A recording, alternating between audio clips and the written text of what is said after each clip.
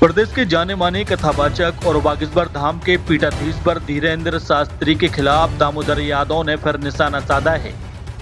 दतिया में हुए उपचुनाव के बाद राजनीतिक बयानबाजी तेज हो गई है। वहीं दतिया उपचुनाव के प्रत्याशी आजाद समाजवादी पार्टी के प्रत्याशी दामोदर यादव ने खजुराहो दौरे के दौरान बाबा बागेश्वर सहित पूर्व गृह मंत्री नरोत्तम मिश्रा पर विवादित टिप्पणी कर फिर राजनीतिक गलियारों में खलबली मचा दी है। कौन परशुराम? मैं किसी परशुराम को नहीं जानता। ब्राह्मणों के विरोध मैं किसी परशुराम को नहीं जानता। परशुराम का आपने पूछा, मैं किसी परशुराम को नहीं जानता। मैं किसी पर नहीं जानता ना, तो कोई गारंटी है, कोई दबाव है कि आपको जानना पड़ेगा? नहीं जानता। इतने धर्म जिसको चेंज करने हैं करना चाहिए। धर्म अपना स्वतंत्र विषय होता है। जरूरी थोड़े ही आप जिस धर्म में पैदा हुए उस धर्म में मरे। वो जो करना चाहे सो करे, उससे क्या दिक्कत। हमारा लक्ष्य है कि आडंबर पाखंड फैलाने वाले लोगों को हमें सुधारना है और धर्म को धंधा बनाने वाले लोगों को चेहरे उनके उजागर करने का काम करना है। जब मैं चुनाव लड़ रहा था, बीच चुनाव के दौरान एक घटनाक्रम होता है कि धीरेन्द्र गर्ग, जो धीरेन्द्र शास्त्री कहलाते हैं, उनका भाई सालिग्राम गर्ग किसी कुशवाहा भाई मोतीलाल कुशवाहा जो कूड़ा गांव के हैं, घोड़ा गांव के हैं, उनको गोली मार देता है। तो ये बात बिल्कुल स्पष्ट होती है कि धीरेन्द्र शास्त्री कोई संत नहीं है। धीरेन्द्र और उसका भाई सालिग्राम ये भूमाफिया है और ये गरीबों की जमीनें छीनने का काम कर रहे हैं।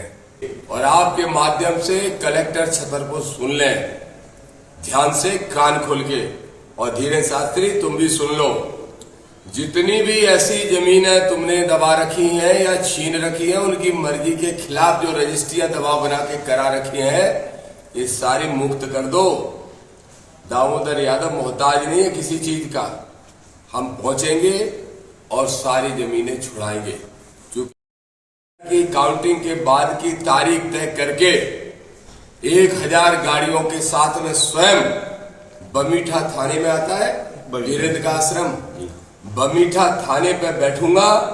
कितने लोग वहां से लापता हैं और उनकी FIR नहीं हुई हैं या उनको फाइंड नहीं किया गया, वो सवाल पुलिस से पूछा जाएगा। उसके साथ साथ किनकी जमीनों को इसी तरीके से हथियाने का काम किया, वो भी पुलिस से सवाल पूछा जाएगा।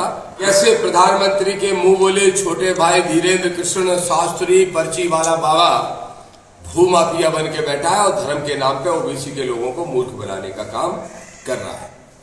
4 तारीख को मैं तारीख की घोषणा कर दूंगा और उस तारीख को आके बमीठा थाने को घेर के बैठेंगे। कलेक्टर SP दोनों सुन ले, उसके पहले ठोस कार्रवाइयां कर दें, इसी में उनकी भलाई है।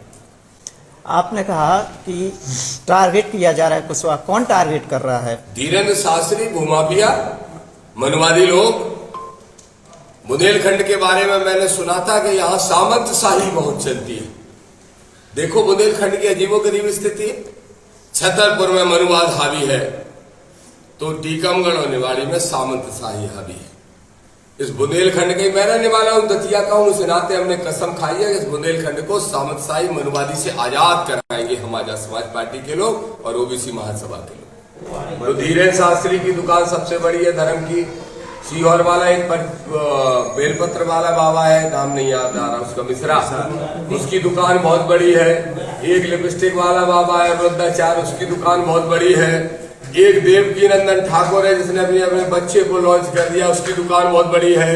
एक दतिया में एक और दुकान है जिसका नाम है पंडोखर, उसकी दुकान पे भी ताला डालेंगे।